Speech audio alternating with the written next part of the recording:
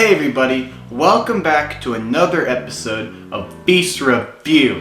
Let's get into my favorite top 10 cartoons from Cartoon Network. I just thought this would be fun because when I was younger I grew up on a lot of these cartoons and I thought, why not make a top 10 on my favorite Cartoon Network cartoons. So let's just get into it. Back in the 90s and early 2000s there were a lot of great cartoons on Cartoon Network, and I grew up on a lot of these cartoons. After a while they went into live action and then I kind of got bored of Cartoon Network, but a lot of these were from the early 90s, late 2000s, and yeah. Number 10, The Marvelous Misadventures of Flapjack. Now, I used to watch this a lot. It had a little creepy tone to it, like there was this kid who has a lot of innocence, and then there's this talking whale, and then there's this old pirate guy, and I can't remember the names that well, but it just gave a creepy scent. But there was this kid who's so innocent and naive, and it kind of was interesting to watch this kid be so naive around this creepy world he lived in. And I really liked the animation style, the writing, and it was really put you off, but then it hit you with a joke, which was a lot of dark comedy on Cartoon Network, and I liked it. It was fun for me. Number 9, Camp Lazlo. Now, Camp Lazlo was not dark comedy. It was fun. It was a kid show, but it was fun to watch. It was about these kids who go to summer camp, and there were a lot of things they get into. It's nothing like memorable as much as like other cartoons, like, you know, SpongeBob. But it was still a fun show for me to watch as a kid. Number 8, Chowder. Now this is for some reason a lot more memorable for me personally than a lot of other cartoons. The theme song was really catchy and I could remember it. I can still hear it in the back of my head to this day, a decade later after watching the show when I was a kid.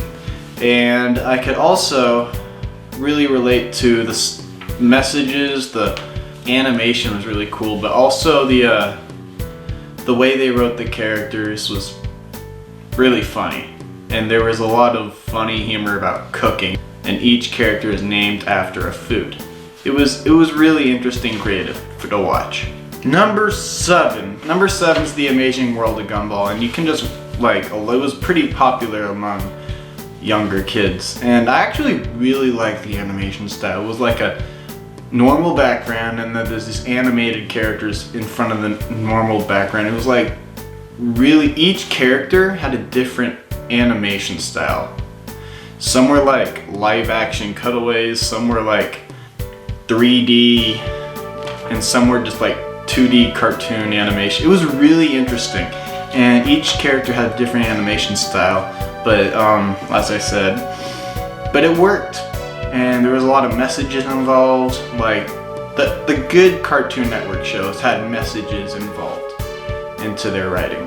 And this one definitely was basically about a kid growing up, and he has a brother, and he's in a family. It's basically just a nuclear family kind of show, but it focuses on the kid Gumball. And it was really funny to watch. There's lots of cool, funny jokes and relatable things that you can watch in it. Number 6. This one's really cool. I really like this show. It was The Grim Adventures of Billy and Mandy. And now this show was really hit dark comedy in a really good way. Over hundreds and hundreds of years ago, they used to do this thing where they help your brain. They basically thought that putting a hole in your brain and taking out parts of the brain would help you be more better. I don't know, it was just this practice they did.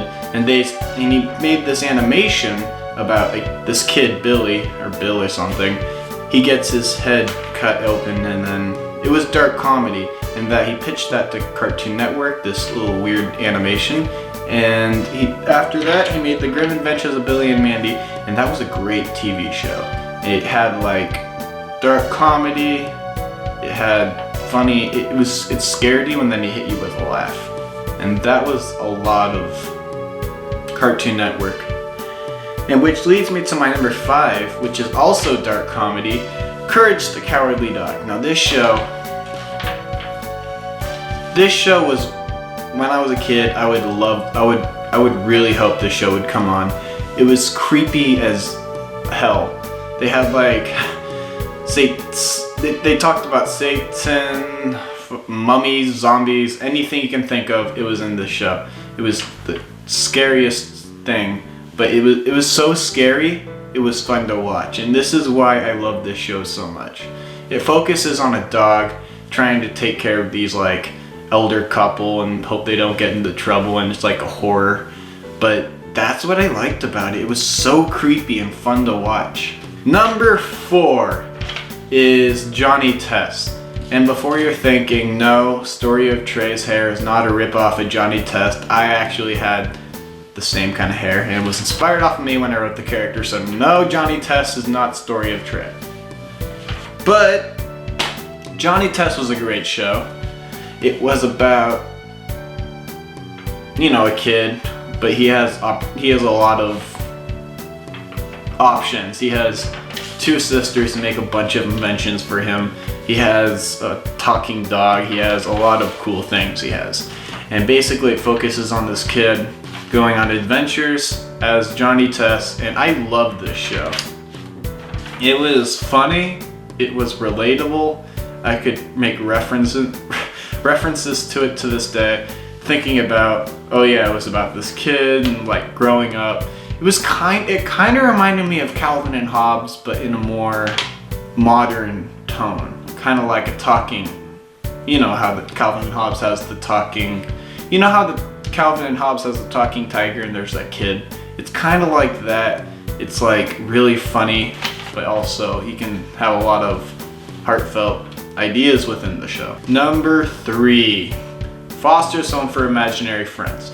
I actually rewatched the pilot recently, and I saw characters that I haven't seen in a long time, like the red basketball playing guy with the weird, I can't remember the names, but then there was like that big fluffy pink guy.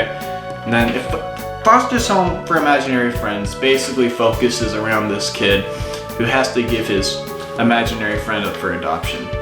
And it's like imaginary friends walk and talk as if they're real in this world. And it's kind of like this youthful idea of having imaginary friends and being around these people that you care about. And there was a lot of great characters you can look back on, and it's funny.